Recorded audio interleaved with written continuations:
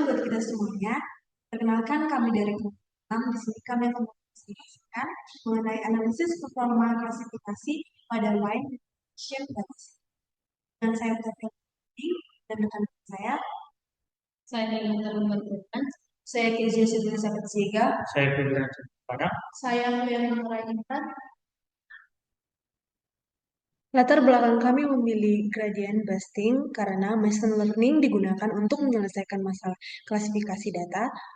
Kemudian salah satu algoritma populer dalam example learning adalah gradient busting classifier dan gradient busting ini mampu meningkatkan akurasi dengan memperbaiki kesalahan model sebelumnya secara bertahap. Penelitian ini membandingkan klasifikasian peningkatan gradien dan regresi logistik.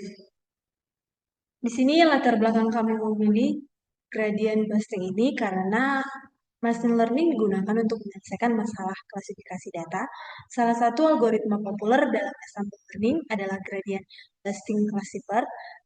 Gradient busting ini mampu meningkatkan akurasi dengan memperbaiki kesalahan model sebelumnya secara bertahap. Dan di sini penelitian ini membandingkan pengklasifikasian peningkatan gradien dan regresi logistik. Tujuan kami memilih ini, yang pertama itu adalah menguji melakukan gradient busting pada wine recognition dataset, kemudian membandingkan hasil akurasi dan recall dengan logistic recognition, dan mengetahui efektivitas model pada data non-linear. Selanjutnya akan melanjutkan oleh rekan saya. Baik, selanjutnya kita masuk ke himpunan data pengenalan anggur, yang dimana sumber datasetnya yaitu dari responsori pembelajaran mesin UCI dan diakses melalui Skitler. Dan informasi dataset, jumlah datasetnya, jumlah simpelnya ada 178 data, dan jumlah fiturnya ada 13 fitur kimiawi, dan jumlah kelasnya ada 3 jenis anggur. Contoh fiturnya seperti alkohol, asam malat, abu, magnesium, flavonoid, dan prolin. Dan berikut distribusi kelas datasetnya. Dan distribusi data cukup seimbang data dan risiko bias model menjadi lebih kecil. Dan di sini saya akan menjelaskan dataset. Kami menggunakan WEN Recognition Dataset Public dari UCI ataupun repository yang diakses melalui Skitler. Dataset ini memiliki 178 sampel dan 13 fitur kimiawi seperti kadar alkohol dan keasaman. Seperti yang bisa teman-teman lihat pada grafik batang di slide, kami melakukan eksplorasi data analisis EDA untuk melihat distribusi kelas target. Dataset ini memiliki 3 kelas target jenis anggur. Grafik menunjukkan bahwa distribusi data sangat seimbang. Kelas 0 memiliki 59 sampel, kelas 1 ada 71 sampel, dan kelas 2 ada 48 sampel. Karena data cenderung seimbang, model ini nanti tidak akan bias ke salah satu kelas saja.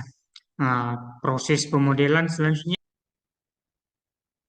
dan grafik distribusi kelasnya di keterangan ini sumbu X sama dengan kelas anggur dan sumbu Y jumlah sampel, dan bahwasannya tidak terdapat ketimpangan data yang signifikan dan semua kelas memiliki representasi yang cukup baik dan cocok digunakan untuk pelatihan model klasifikasi. Selanjutnya akan dijelaskan oleh teman saya.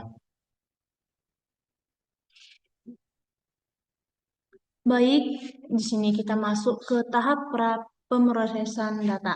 Yang pertama yaitu train test split, di mana di sini ada 80% data latih dan 20% data uji. di mana tujuannya yaitu menjaga proporsi setiap kelas tetap seimbang. Dan yang kedua yaitu pengambilan sampel bertingkat, di mana di sini kami menggunakan stratifikasi sama dengan Y. Tujuannya yaitu menjaga proporsi setiap kelas tetap seimbang. Yang ketiga yaitu data standarisasi, di mana kami menggunakan standar scalar. Tujuannya yaitu menyamakan skala fitur, mempercepat komputasi model, dan mengurangi bias perbedaan nilai fitur.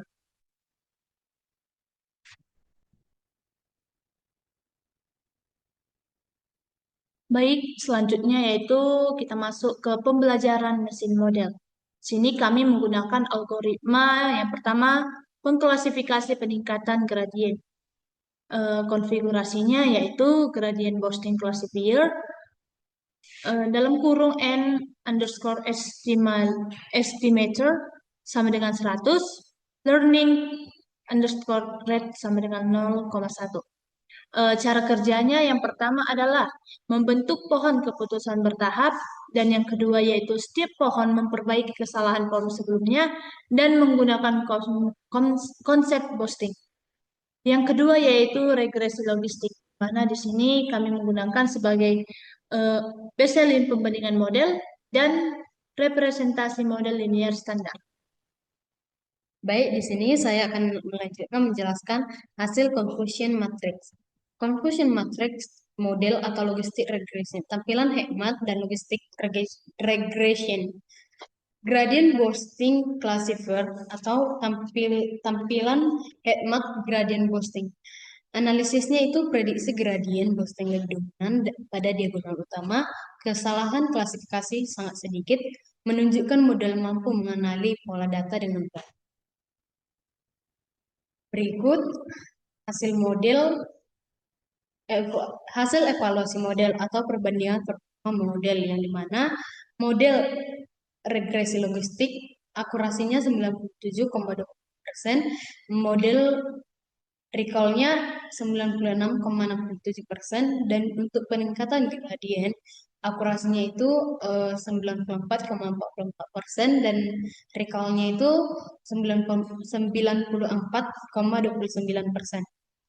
Evaluasi ini menyimpulkan bahwa gradient boosting memiliki performa lebih tinggi, recall tinggi menunjukkan model sensitif mendeteksi kelas dengan baik, negatif palsu sangat minimum. Nah, pada bagian ini inti dari praktikum yang kami lakukan yaitu hasil confusion matrix dengan skor matrix evaluasi. Bisa kita perhatikan bersama pada dua grafik atau dua model yang kami buat. Hampir seluruh data diuji berhasil diprediksi secara sempurna pada diagonal utama dengan tingkat misclassification yang sangat minim, bahkan menyentuh angka 0 secara tekstual. Model gradient boosting kelompok kami berhasil memperoleh nilai akurasi sebesar 94,44% dan recall-nya itu 94,29%. Nilai ini terbukti mengungguli logistik regression. Tingginya skor recall yang sangat krusial karena membuktikan model kita sangat sensitif dan aman dari kesalahan deteksi produksi. Sekian dari saya, akan dilanjutkan oleh teman saya. Baik, kita masuk ke kesimpulan. Yang pertama adalah gradient boosting classifier berhasil memberikan performa pada fine recounting dataset. Yang kedua adalah model memperoleh akurasi dan recall yang lebih tinggi dibanding logistik regression. Yang ketiga adalah ensemble learning terbukti efektif untuk klasifikasi data nonlinear. Saran pengembangan yang pertama adalah menggunakan dataset dari lebih besar, melakukan penyetelan hiperparameter. Yang ketiga adalah membandingkan dengan random forest atau XGBoolean. Berdasarkan hasil proyek artificial intelligence yang kami telah lakukan adalah bahwa algoritma machine learning mampu digunakan untuk melakukan klasifikasi jenis wine dengan sangat baik. Proyek ini dimulai dari proses import libre, pemanggilan dataset wine, pengolahan data visual dan visual data menggunakan exploratory data analysis atau IDA, pembagian data training dan testing hingga proses training model menggunakan algoritma gradient boosting dan logistic regression. Seluruh tahapan berhasil dijalankan dengan baik menggunakan bahasa pemrograman Python dan library Skitler. Pada tahap awal, dataset wine berhasil dimuat dari dan diproses menjadi data fitur dan target klasifikasi. Dataset tersebut memiliki 178 data sampel dengan 13 fitur yang digunakan untuk mengenali karakteristik berbagai jenis wine. Selanjutnya dilakukan visualisasi data menggunakan diagram batang untuk melihat distribusi kelas target. Hasil visualisasi menunjukkan bahwa distribusi data cukup seimbang sehingga cocok digunakan dalam proses machine learning dan membantu model belajar lebih optimal.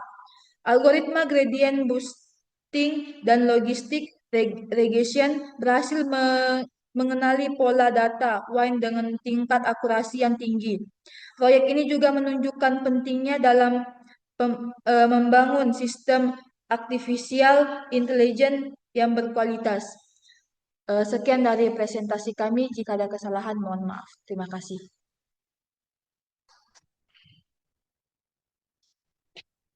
Udah.